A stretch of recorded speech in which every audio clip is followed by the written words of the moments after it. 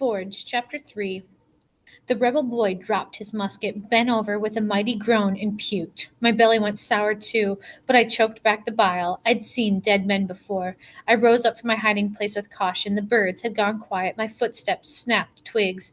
I was sure every wolf in the forest could hear me, smell me. The boy puked his last, coughed and spit, then sat on the ground, his skin as pale as the dead man's. He did not look in my direction as I walked towards him.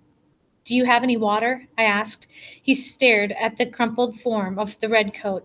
I removed his canteen from his shoulder, uncorked it, and placed it in his hand. "Drink."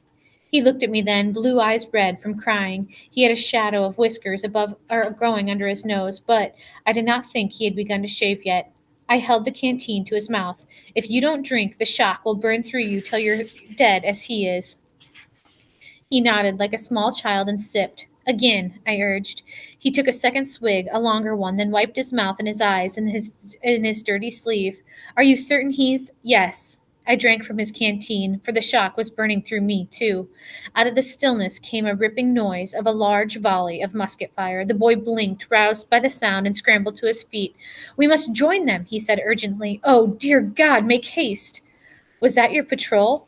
"Not a patrol," he said. "The entire army is marching. Uncle says if we win today we could end the war." He looked at my hands, then at the ground near my feet. "Where's your gun?" "I don't—" He paused. If he thought of me as a soldier, then a soldier I would be. The truth was dangerous. "My barrel cracked," I lied. The rolling thunder of cannon fire shook the earth. "Take his," the boy said. "What?"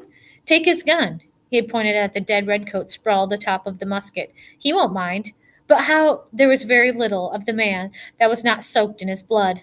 "I'll lift him." He walked to the body and took a deep, shaky breath. "You gonna puke again?" I asked as I followed him. "Don't have time." He bent down and grabbed the redcoat's jacket at the shoulders and turned his head to the side, his eyes squeezed shut. "Ready?"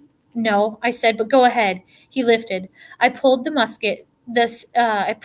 the musket and stood, horrified, by the sticky blood that covered the wooden stock in my hands. My belly revolted, and I gave a hard puke. But I did not drop the musket. The rebel boy grunted with effort and rolled the body so that it was face down. The sight of the dead man's arm flopping in the leaves gave me a chill. My belly heaved again, and I bent over, coughing and spewing foulness. "Uncle says it's easier after you see a lot of dead bodies," the boy said. "Your uncle is wrong."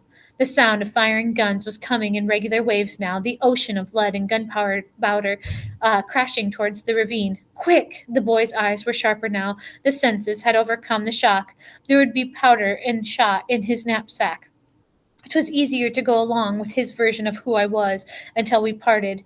"Do you have enough gunpowder?" I asked.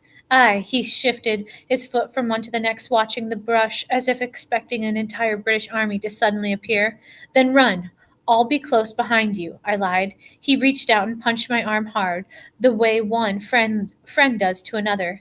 "I thank you for saving my life." I nodded back and startled into a rare speechlessness. He gave me an awkward bow and then broke into a run towards the ravine. "Grab your powder. Make haste."